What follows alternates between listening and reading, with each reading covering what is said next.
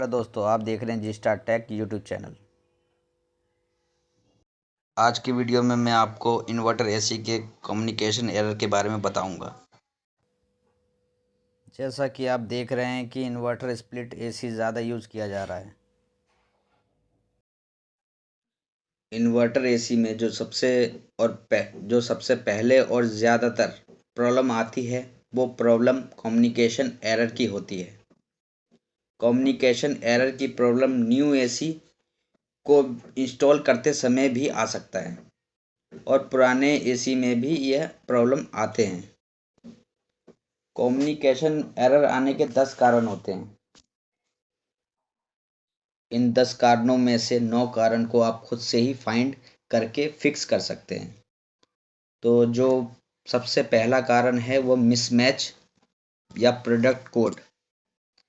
जैसा कि हमें स्प्लिट एसी लगाते हैं, इन्वर्टर एसी को लगाते हैं, तो इंडोर यूनिट और आउटडोर यूनिट ये सेम फैमिली से होना चाहिए।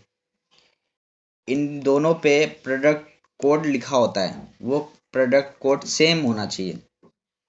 अगर ये प्रोडक्ट इंडोर अलग हो, आउटडोर अलग हो, मिसमैच का हो, तो भी ये प्रॉब्लम आ सकती है, कम्युनिकेशन एरर आ सकता है।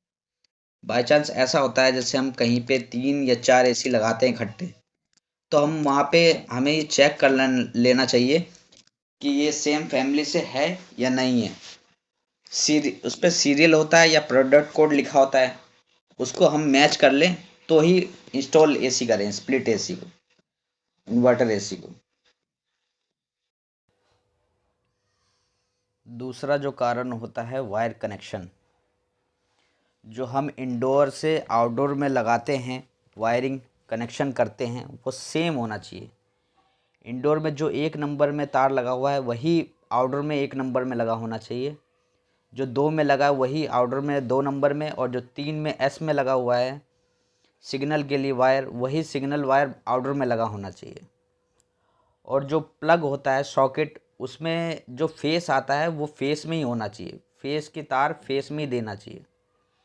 वायर के कनेक्शन सही प्रॉपर ठीक तरीके से होना चाहिए, सेम टू सेम। जिसमें फेस की सप्लाई चाहिए वहीं फेस जाना चाहिए, जिसमें न्यूट्रल की सप्लाई चाहिए वहीं न्यूट्रल जाना चाहिए। दूसरा कारण तो ये वायर कनेक्शन है। तीसरा कारण है वोल्टेज।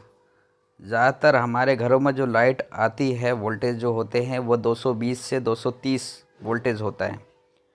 तो वो जहाँ पे एसी लग रहा है वहाँ की वोल्टेज चेक कर लें कि 220 या 230 वोल्टेज होनी चाहिए। लो वोल्टेज आने पे या हाई वोल्टेज आने पे भी कम्युनिकेशन एरर आ सकता है। चौथा कारण होता है अर्थिंग का।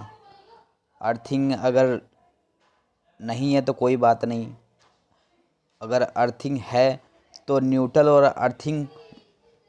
और अर्थ का वोल्ट 10 वोल्ट आना चाहिए। अगर 10 वोल्ट से ज़्यादा आ रहा है, जैसे 20-30, तो आप उसको ठीक करवाने के लिए बोलिए जहाँ पे आप काम कर रहे हैं। इस कारण भी कम्युनिकेशन एरर आता है। पांचवा कारण होता है लूज कनेक्शन। वायरिंग इंडोर और आउटडोर के लूज कनेक्शन नहीं होने चाहिए। कंप्रेसर जैक लूज नहीं होना चाहिए। इस वजह से भी कम्युनिकेशन एरर देख सकते हैं आप। छठा कारण होता है जॉइंट का। वैसे तो हमें जॉइंट देना नहीं चाहिए, इंडोर यूनिट से आउटडोर यूनिट तक कोई जॉइंट नहीं होना चाहिए बीच में। जॉइंट के होने से लूज कनेक्शन के कारण कम्युनिकेशन एरर आने लग जाता है।